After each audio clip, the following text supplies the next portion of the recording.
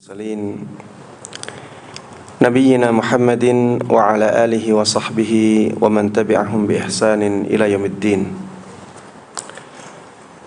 Allahumma inna nas'aluka bi asma'ikal husna wa sifatikal ula an tu'allimana ma yanfa'una wa an tanfa'ana bima 'allamtana wa an tazidana 'ilman wa 'amala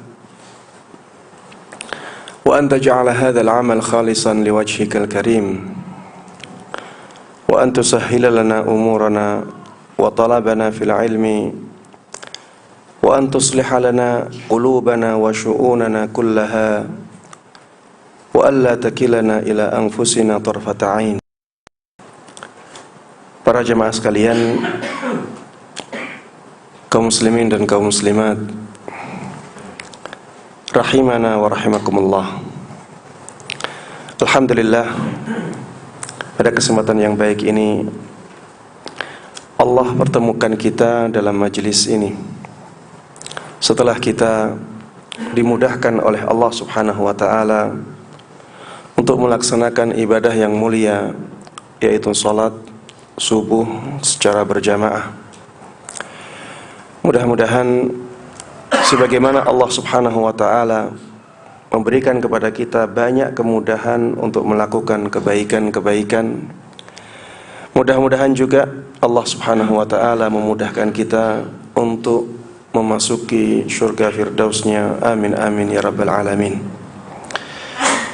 Selanjutnya salawat dan salam semoga selalu tercurahkan kepada Nabi yang sangat kita cintai, Nabi yang sangat kita junjung tinggi, Nabi yang selalu kita teladani, Nabi Agung Muhammad sallallahu alaihi wasallam.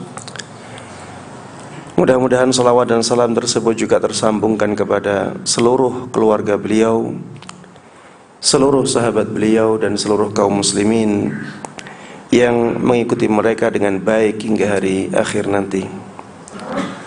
Ikhwati wa akhwati fillah, kaum muslimin dan kaum muslimat, a'azzanallahu wa iyyakum. Pada kesempatan kali ini kita akan membahas tentang tema yang insyaallah sangat penting bagi kita, yaitu pembersih-pembersih hati. Tema ini menjelaskan atau membahas tentang pentingnya kita memperhatikan hati kita. Hati adalah bagian tubuh yang paling berpengaruh kepada kepribadian seseorang, kepada amalan seseorang. Makanya kita harus perhatikan dengan baik.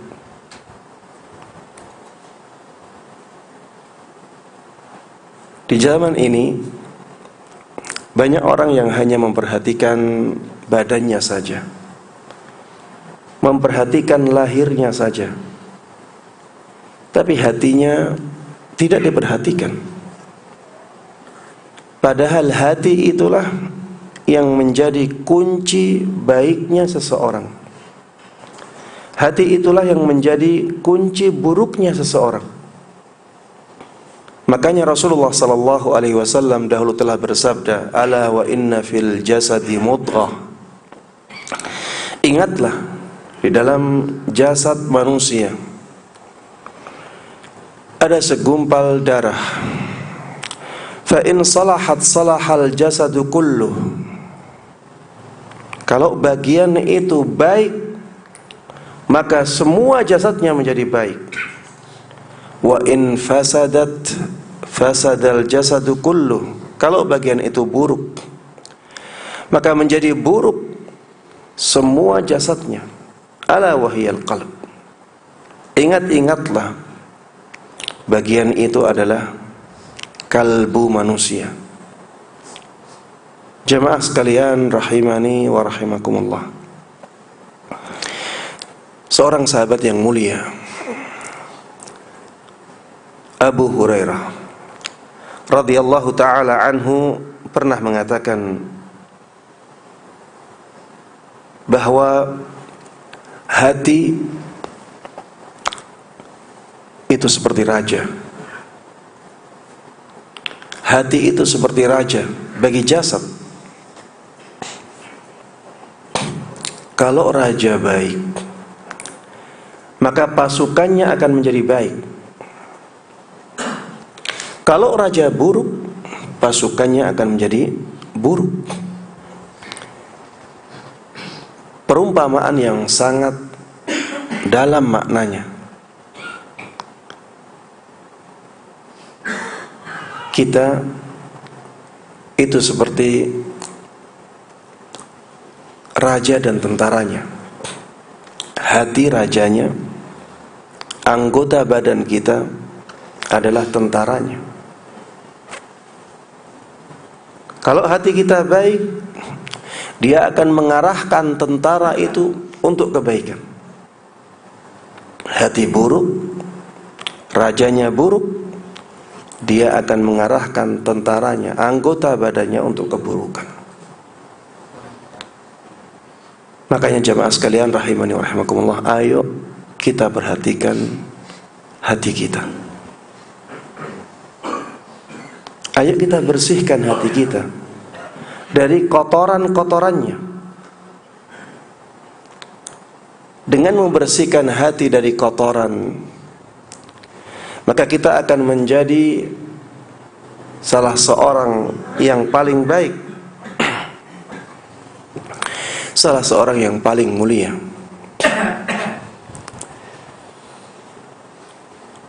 Rasulullah sallallahu alaihi wasallam pernah ditanya, "Ayyun nasi afdal?" Siapakah manusia yang paling mulia wahai Rasulullah sallallahu alaihi wasallam? Maka kata Rasulullah sallallahu alaihi wasallam, "Kullu makhmumil qalbi saduqil lisan."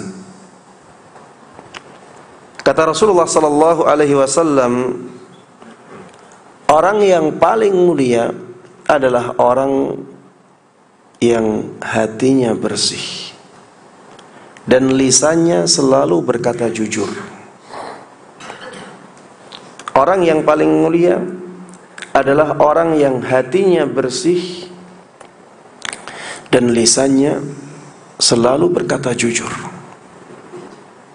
Kalau kita ingin menjadi orang yang paling mulia, perhatikan hati kita. Bersihkan hati kita dari kotoran-kotorannya. Dan orang yang hatinya bersih dari kotoran-kotoran, termasuk di antara orang-orang yang Allah mudahkan untuk memasuki surganya. Makanya di antara doanya Nabi Ibrahim yang diabadikan di dalam Al-Qur'an, "Wala tukhzini yauma yub'atsun yauma la yanfa'u malu wala banun illa man atallaha biqalbin salim." Ya Allah, jangan hinakan aku di hari manusia dibangkitkan, di hari yang harta dan anak-anak ketika itu tidak ada manfaatnya sama sekali, kecuali orang yang mendatangi Allah subhanahu wa ta'ala dengan hati yang selamat, biqalbin salim, yang mendatangi Allah dengan hati yang selamat. Kalau kita kembali kepada tafsir ayat ini, para ulama menjelaskan bahwa yang dimaksud dengan hati yang selamat di sini adalah hati yang selamat dari kotoran. Kotoran kesyirikan, kotoran kebid'ahan, kotoran dosa besar, kotoran dosa kecil, dan seterusnya.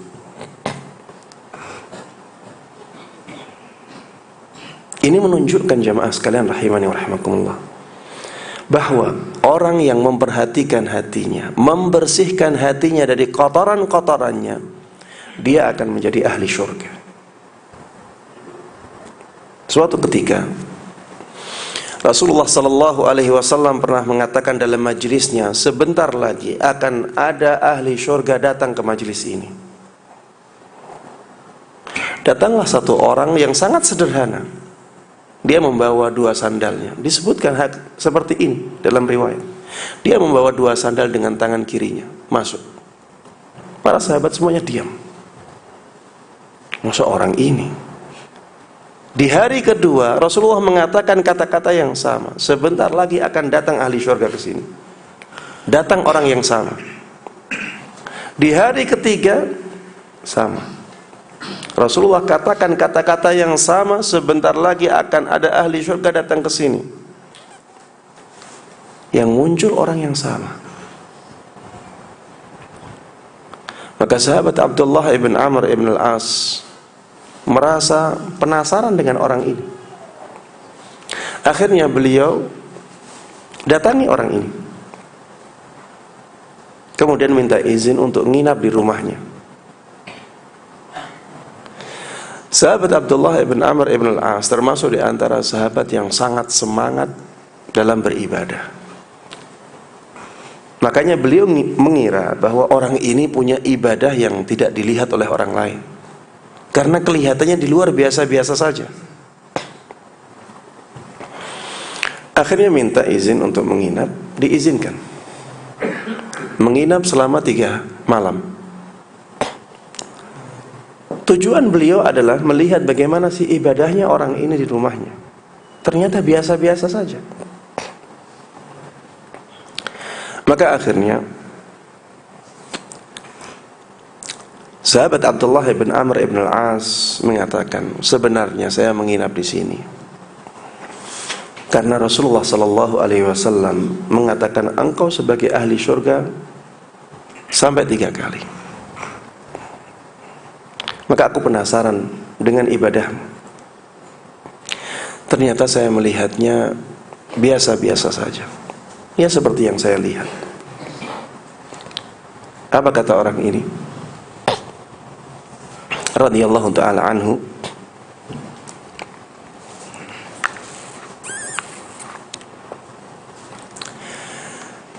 Orang ini mengatakan, iya, memang ibadahku sebagaimana yang engkau lihat. Seperti itulah ibadahku, biasa. Tapi sebelum aku tidur, aku tidak pernah menyisakan adanya rasa sakit hati, rasa dendam di hatiku atas kaum muslimin. Jadi benar-benar hatinya sangat bersih sekali dari rasa hasad. Tidak ada rasa benci kepada kaum muslimin sedikit pun. Ini menunjukkan bahwa hatinya orang ini benar-benar bersih. Jamaah sekalian rahimani wa rahimakumullah. Mendengar penjelasan ini, sahabat Abdullah ibn Amr ibn al-As mengatakan, ini yang menjadi sebab engkau menjadi ahli syurga. Dan ini yang sulit kita raih. Ini yang sulit kita miliki.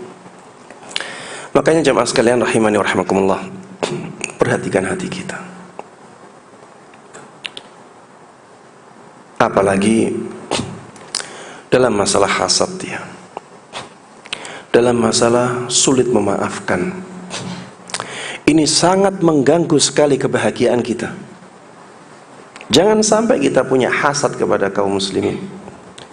Jangan sampai kita punya hasad kepada saudara kita. Bersihkan hati kita dari rasa hasad. Dan jadikan hati kita sebagai hati yang pemaaf.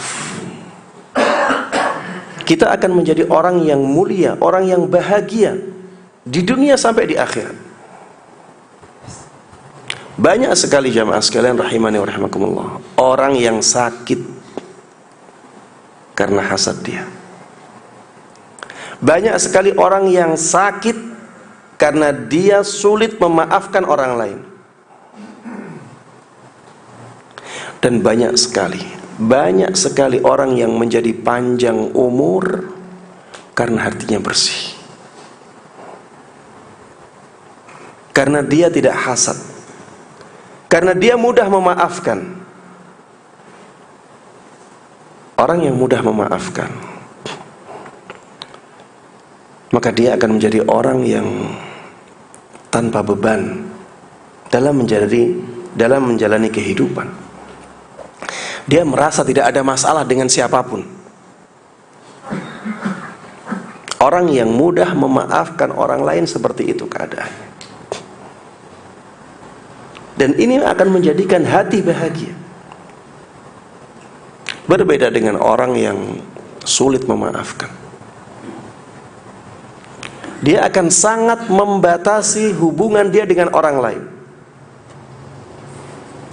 Karena dia merasa banyak sekali masalah.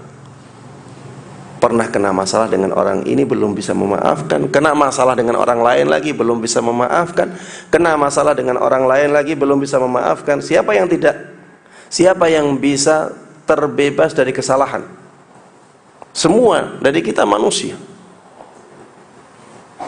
Kalau kita sulit memaafkan, maka akhirnya kita akan memilih teman hidup yang jumlahnya sangat sedikit sekali. Makanya jemaah sekalian rahimani wa rahimakumullah, bersihkan hati dari kotoran-kotorannya. Bagaimana cara kita membersihkan hati dari kotoran-kotoran ini? Yang pertama jemaah sekalian rahimani wa rahimakumullah, selalu berdoa kepada Allah. Berdoa kepada Allah agar Allah memperbaiki hati kita. Allahumma aslih qulubana. Ya Allah, perbaiki hati-hati kami. Doa terus untuk hati kita. Wala taj'al fi qulubina ghillan lil ladzina amanu rabbana innaka raufur rahim. Disebutkan di dalam Al-Qur'an. Jangan engkau jadikan di dalam hati kami ada ghil, ada rasa benci kepada orang-orang yang beriman.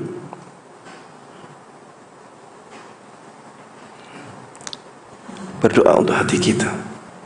Waslul sakhimata qalbi. Disebutkan dalam hadis.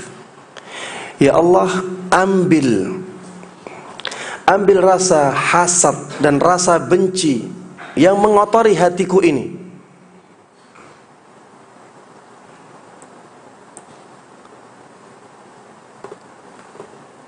Dengan banyak berdoa kepada Allah Subhanahu wa ta'ala, maka Allah akan membersihkan hati kita. Allahumma inni as'aluka qalban salima. Berdoa. Ya Allah, aku memohon kepadamu, ya Allah, hati yang selamat. Sebagaimana engkau jadikan orang yang hatinya selamat adalah ahli syurgamu. Doa untuk hati kita. Dalam sujud-sujud kita, jemaah, hati itu kunci kebaikan kita. Jangan kita lalaikan. Jangan kita lalaikan. Dalam doa-doa kita, sertakan hati kita. Kemudian yang kedua, untuk membersihkan hati kita, kemungkinan kotoran hati kita bisa kita rangkum dalam dua hal. Yang pertama adalah penyakit hati.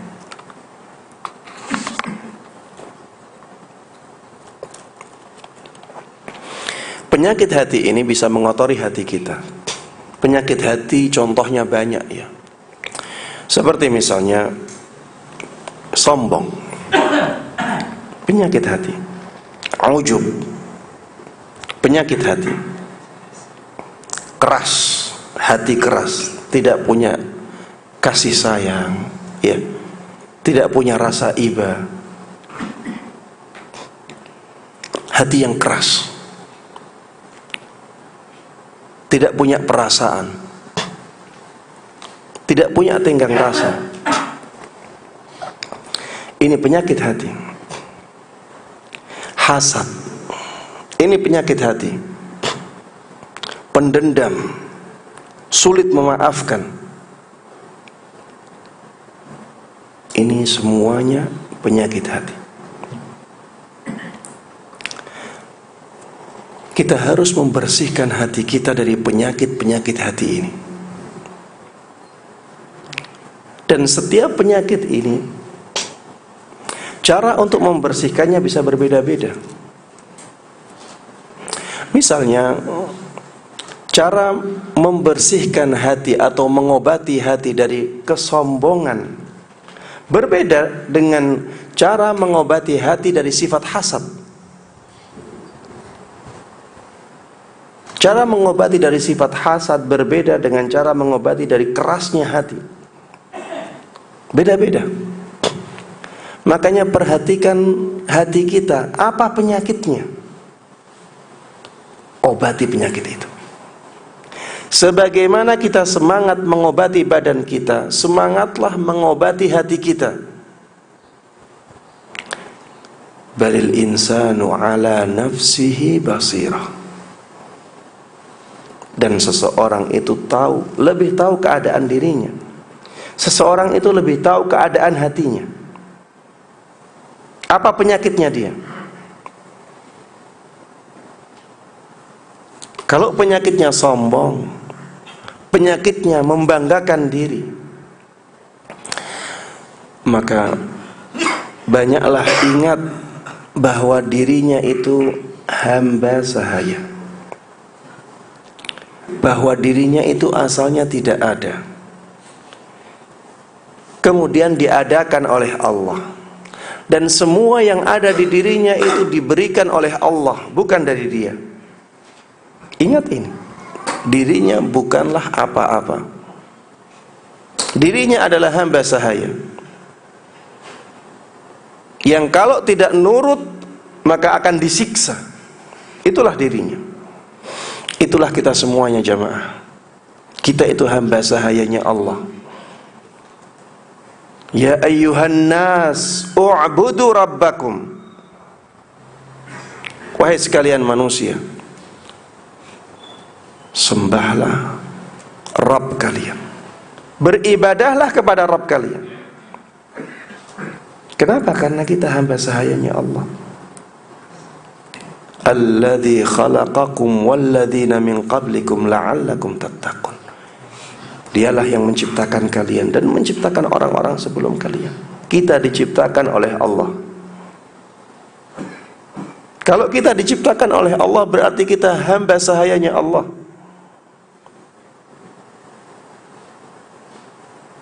Kalau karena membeli budak saja, budak itu jadi hamba sahaya kita, apalagi yang sebabnya adalah penciptaan, menciptakan sesuatu. Ketika manusia bisa menciptakan robot, robot menjadi hamba sahaya dia. Ketika kita diciptakan oleh Allah Subhanahu wa ta'ala, maka kita menjadi hamba sahayanya Allah. Itulah kita. Ingat-ingatlah, jangan sombong. Kita itu sangat kecil di alam semesta ini, kecil banget. Dunia saja bisa sekecil debu kalau dibandingkan dengan galaksi bumi ini. Dan kita adalah bagian yang sangat kecil di bumi ini. Kita kecil sekali. Kenapa kita sombong? Ingatlah bahwa kita itu dari cairan yang sangat hina. Kalau kita tersentuh cairan itu, kita berusaha untuk cepat-cepat membersihkannya. Kalau kita kena mani, bukankah kita jijik? Dari situlah kita. Kenapa kita sombong? Kalau kita meninggal, jadi apa kita? Kenapa kita sombong? Kalau kita ditanya, keahlian kita dari siapa? Kita akan mengatakan dari Allah. Kenapa kita sombong?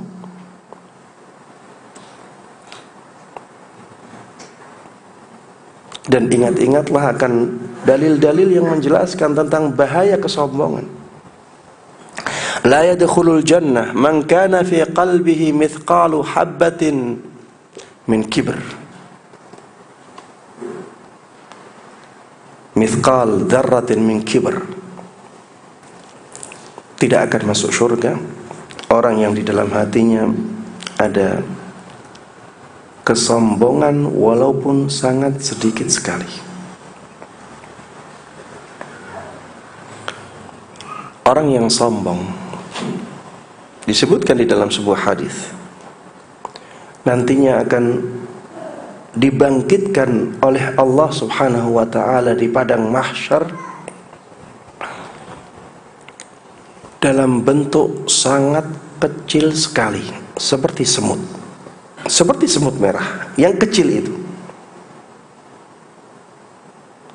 Padahal dia di tengah-tengah manusia-manusia yang besar-besar.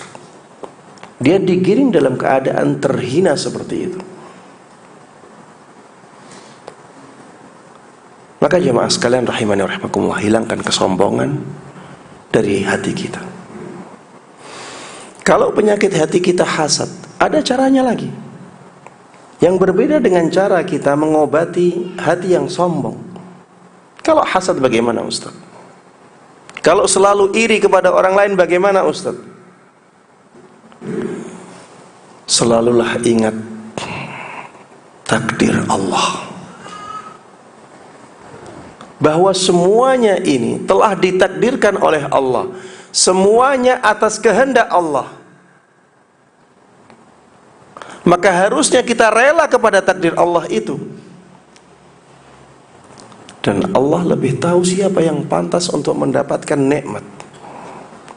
Kalau kita tidak mendapatkan nikmat seperti orang lain yang kita hasadi, yang kita iri kepada dia, maka sadarlah berarti kita tidak pantas dengan nikmat itu. Ada sesuatu di kita yang tidak ada sesuatu yang di dia tidak ada di kita. Karena Allah Maha tahu. Allah lebih tahu dari kita siapa yang pantas mendapatkan nikmat. Maka harusnya kita introspeksi. Kok saya nggak seperti dia ya? Ada sesuatu. Jangan salahkan keadaan, salahkan diri kita. Ada sesuatu di kita yang salah, makanya kita tidak mendapatkan kenikmatan itu. Selalu berpikir positif, ridha dengan yang Allah bagi untuk kita, ridha dengan apa yang dibagikan oleh Allah kepada manusia. Dan ingatlah bahwa setiap nikmat itu ada tanggung jawabnya. Ini bisa mengurangi rasa iri kita kepada orang lain atas nikmat yang Allah berikan kepada dia. Percaya takdir, ingat selalu takdir itu, rela kepada apa yang Allah bagi-bagikan kepada para hambanya. Dan bahwa setiap nikmat itu ada tanggung jawabnya. Thumma la tus'alunna yawma idzin 'anin na'im. Kemudian kalian semuanya pasti akan ditanya tentang semua kenikmatan yang kalian rasakan. Jangan hanya melihat enaknya saja, di belakangnya ada tanggung jawab. Dengan demikian kita akan bisa menghilangkan rasa hasad dalam hati kita. Sebagian ulama menyebutkan di antara cara menghilangkan iri dari hati kita ketika melihat ada kenikmatan pada orang lain adalah dengan mengingat-ingat dan dengan menyebutkan dengan lisan kita, dzalika fadlullahi yu'tihi may yasha. Itulah karunia Allah. Allah memberikan kepada siapapun yang Allah kehendaki. Ini ayat dari Al-Quran ya. Dzalika fadlullahi yu'tihi may yasha. Itulah karunia Allah. Allah berhak memberikan kepada siapapun yang Dia kehendaki. Kita melihat ada orang kaya raya semangat bersedekah, katakan dzalika fadlullah yu'tihi man yasha. Kita melihat ada orang yang selalu semangat dalam puasa, selalu semangat dalam sholatnya, akhlaknya sangat baik, dicintai oleh banyak sekali manusia, katakan dzalika fadlullah yu'tihi man yasha. Itulah karunia dari Allah. Allah berhak ngasih kepada siapapun. Kalau misalnya penyakit hatinya adalah keras, hati itu keras banget, tidak punya rasa tidak punya tenggang rasa, tidak punya perasaan, tidak pernah terenyuh, maka kata Rasulullah sallallahu alaihi wasallam, berbuat baiklah kepada orang miskin. Berbuat baiklah kepada orang miskin, wamsah ra'yal yatim. Usap kepalanya anak yatim. Maksudnya bukan hanya mengusap saja ya. Perhatikan kebutuhan dia. Kalau kita ingin hati kita menjadi lembut jamaah, penuh dengan rahmat, penuh dengan kasih sayang, mudah terenyuh, mudah menangis, maka datangi orang-orang miskin. Datangi orang-orang miskin di tempat-tempat mereka. Kita akan sadar bahwa ternyata selama ini kasih sayang Allah itu sangat besar kepada kita. Selama ini nikmat yang Allah berikan itu sangat besar. Kita tidak ada bedanya dengan mereka di mata Allah subhanahu wa ta'ala. Sama-sama hambanya Allah. Tapi Allah pilih kita dengan kenikmatan-kenikmatan yang luar biasa. Sedangkan mereka diuji oleh Allah subhanahu wa ta'ala dengan keterbatasan itu. Usap kepala anak yatim. Perhatikan anak-anak yatim di sekitar kita. Dengan begitu hati kita akan menjadi hati yang sangat lembut. Itu pesan Rasulullah sallallahu alaihi wasallam. Kalau sakit hati kita adalah sulit memaafkan, mudah membenci orang lain, mudah atau selalu menjadi pendendam. Kalau belum balas itu belum puas. Pendendam, hati yang pendendam seperti ini, sulit memaafkan. Apa obatnya? Jamaah sekalian rahimani wa rahimakumullah, di antara obat agar kita mudah memaafkan kesalahan orang lain adalah ingat takdir. Hampir sama dengan hasad. Ingat takdir itu bisa menjadikan kita mudah memaafkan orang lain. Kenapa? Karena kesalahan orang lain yang dilakukan kepada kita, kalau kita sadar itu takdir Allah, kita tidak mempermasalahkan orangnya. Kita tidak akan mempermasalahkan orangnya. Karena kalau bukan orang ini, maka orang lain yang akan melakukannya. Bagaimanapun kita tidak mungkin bisa menghindar dari takdir. Kalau memang takdirnya kita disakiti orang lain, ya sudah, memang seperti itu akan terjadi. Orang-orang ini hanya perantara saja, hanya alat untuk menyampaikan atau mewujudkan takdir Allah. Dengan demikian jemaah sekalian rahimani wa rahimakumullah, kita akan mudah memaafkan. Dia hamba Allah, dia dijadikan oleh Allah subhanahu wa ta'ala untuk mewujudkan takdirnya. Apapun keadaan kita, takdir itu harus terjadi. Kemudian agar kita mudah memaafkan orang lain, ingat-ingatlah keutamaan memaafkan orang lain. Seperti misalnya dengan memaafkan orang lain, Allah akan memaafkan dosa-dosa kita. Wal ya'fu wal yasfahu, ala tuhibbuna ay yaghfirallahu lakum? maafkanlah orang lain. Lupakan kesalahannya.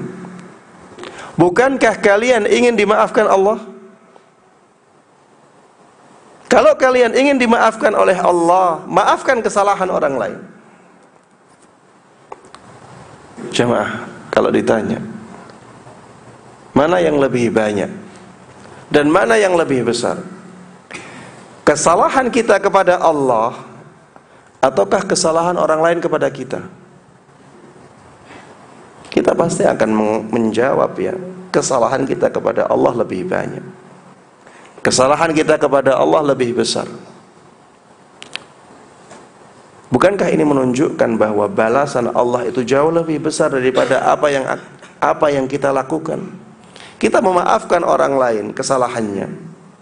Kesalahannya lebih sedikit, kesalahannya lebih kecil, tapi kita mendapatkan ampunan dari Allah dari dosa-dosa kita yang lebih banyak, dari dosa-dosa kita yang lebih besar.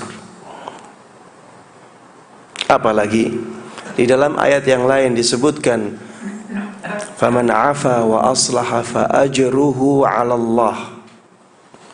Barang siapa yang memaafkan dan memperbaiki hubungan, maka pahalanya kembali kepada Allah. Pahalanya terserah Allah. Ini menunjukkan betapa besarnya pahala memaafkan kesalahan orang lain.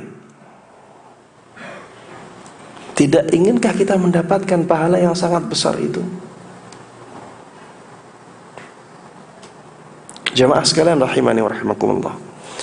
Orang yang memaafkan dan mudah sekali memaafkan kesalahan orang lain, kehidupannya akan ringan, kehidupannya akan bahagia. Dia akan awet muda, atau paling tidak panjang umur. Meskipun ya ini pahala duniawi, tapi tidak ada masalah. Memang ada hubungan yang sangat erat antara hati yang mudah memaafkan dengan keadaan jasmani seseorang. Bukankah ketika seseorang itu benci kepada orang lain dan sulit memaafkan, dia bisa sakit?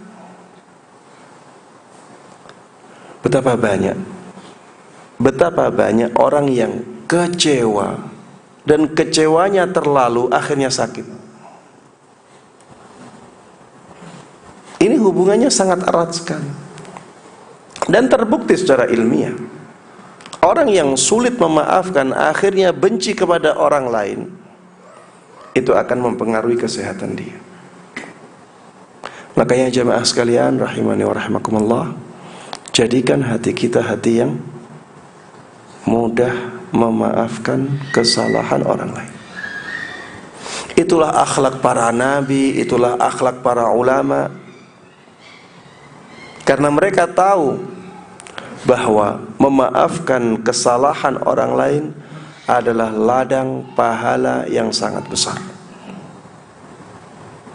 Jemaah sekalian rahimani wa rahimakumullah, yang ketiga, agar hati kita menjadi bersih adalah dengan membersihkan kotoran dosanya. Kalau tadi agar kita hatinya bersih, bersihkan dari penyakitnya. Kalau sekarang hati kita bersih, agar hati kita bersih, maka bersihkan dari kotoran dosanya. Rasulullah sallallahu alaihi wasallam pernah bersabda, innal 'abda idza akhta'a khati'ah nukitat fi qalbihi nuqtatun sauda.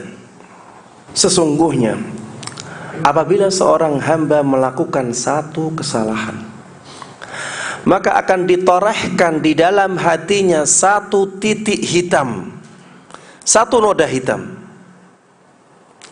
Fa idza huwa naza' wastaghfara wa tab suqila qalbu.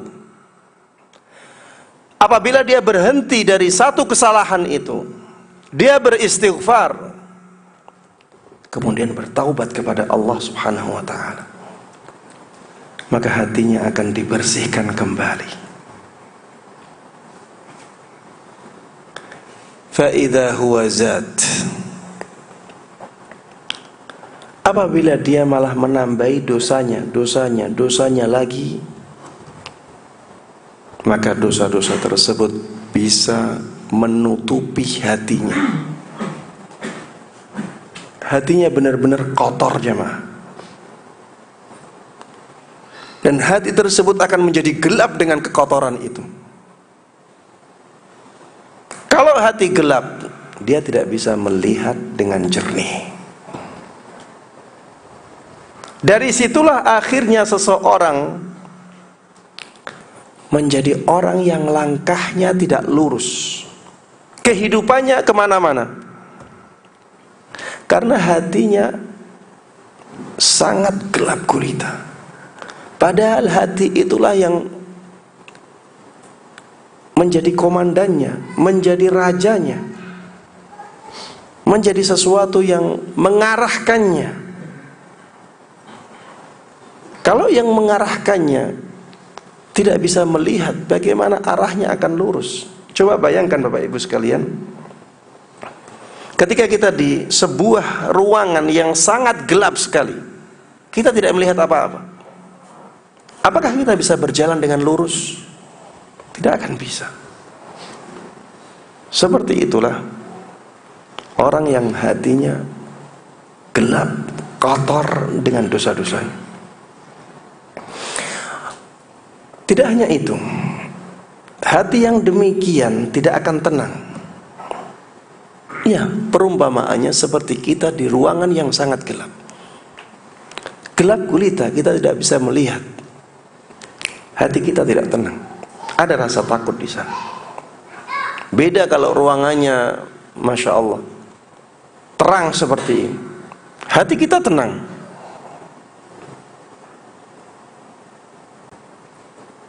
Ada orang yang ketika melihat kerudung yang besar saja tidak suka. Kerudung yang besar untuk menutup aurat tidak suka.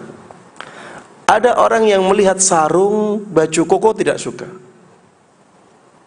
Ada orang yang melihat kajian seperti ini tidak suka.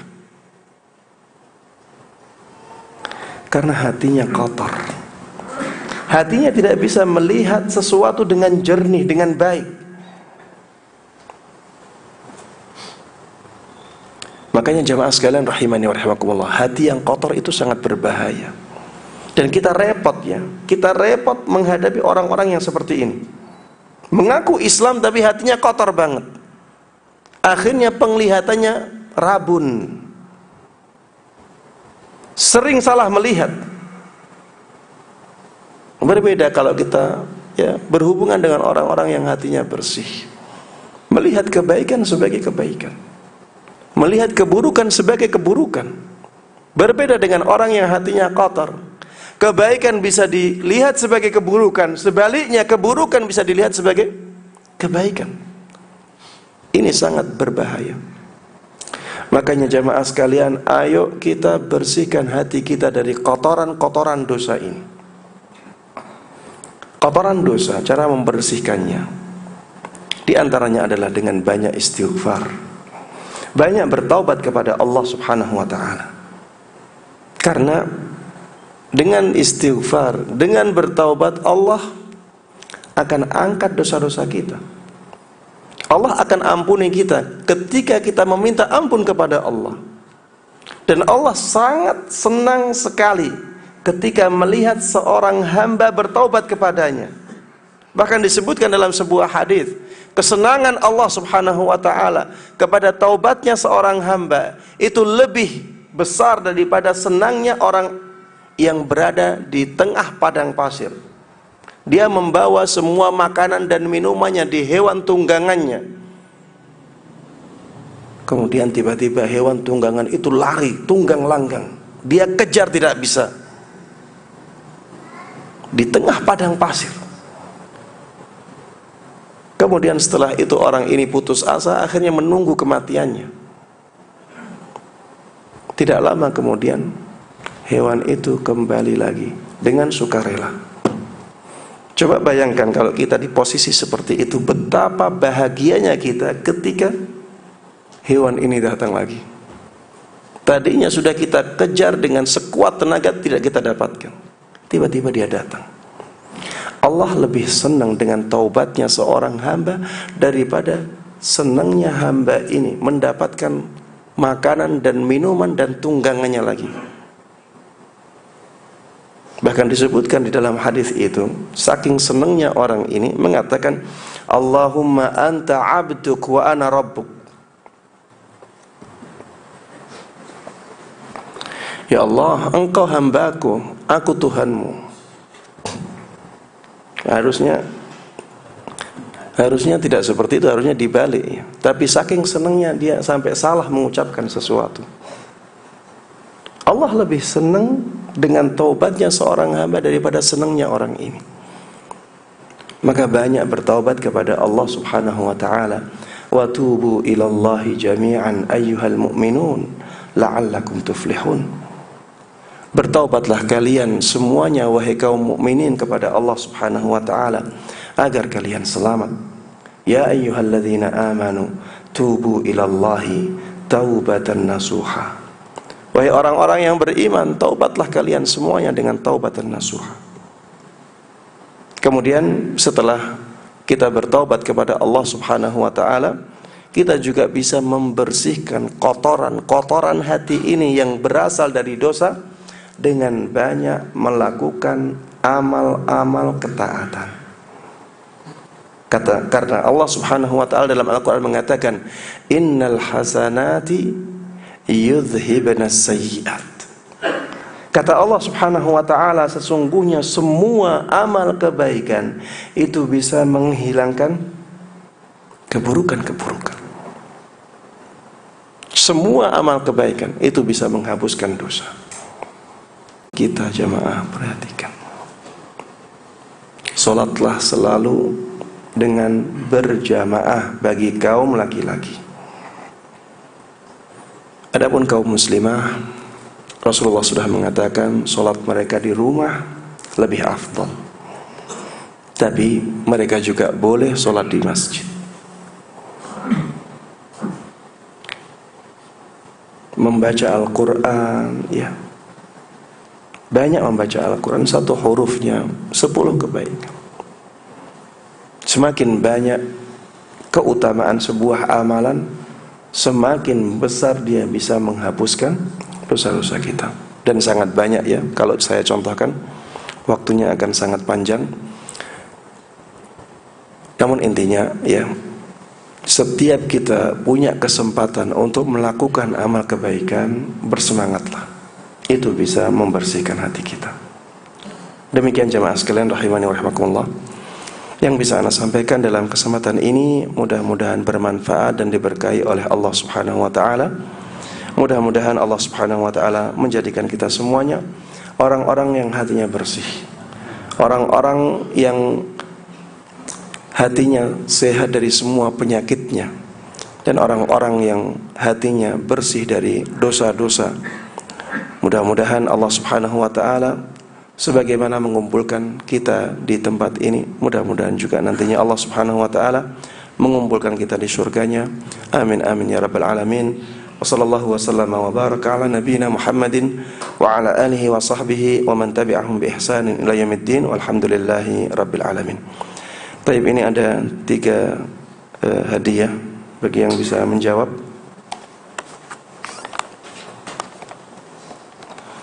Pertanyaannya mudah-mudah ya.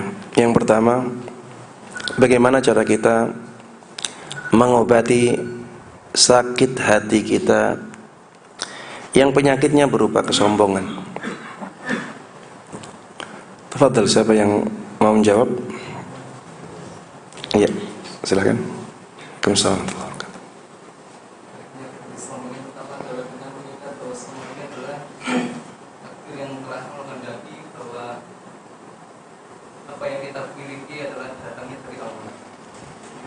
Apa yang kita miliki semuanya dari Allah, sehingga tidak pantas kita membanggakan itu. Baik, yang kedua, saya tadi sebutkan banyak. Ada yang lain?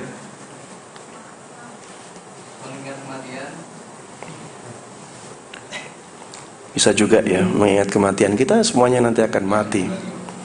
Kita semuanya akan mati. Ngapain kita sombong? pada akhirnya kita tunduk dengan kematian itu. Taib, ada lagi? Kita diciptakan dari cairan yang sangat hina, sehingga tidak pantas kita untuk menyombongkan diri. Iya. Alam nakhluqukum mimma immahin, kata Allah Subhanahu wa taala dalam surat Al-Mursalat. Bukankah kami menciptakan kalian dari air yang hina? Allah ingatkan kita di dalam Al-Qur'an. Alam nakhluqukum mimma immahin. Kita dari air yang hina itu. Kenapa kita menyombongkan diri? Masya Allah, fadhal. Diambil hadiahnya.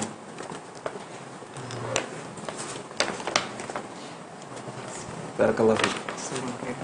Hayakumullah. Taib. Yang kedua, pertanyaan yang kedua, sebutkan pentingnya kita membersihkan hati. Siapa yang bisa menjawab? Tadi saya sampaikan di awal kajian. Apa pentingnya kita membersihkan hati kita? Fadhal. Penting karena jika hati itu gelap maka kita tidak akan bisa memandang sesuatu dengan jernih. Taib. Terus karena hati itu adalah raja. Karena hati adalah raja bagi tubuh kita. Taib. Ada lagi? Karena nanti pada hari akhir kita akan berguna keluarga, anak istri, kecuali hati yang selamat. Kecuali hati yang selamat, selamat dari kotoran. Dan kotoran-kotorannya bisa bermacam-macam. Masya Allah, barakallahu fiik. Silakan diambil. Hayakumullah. Baik, pertanyaan yang terakhir.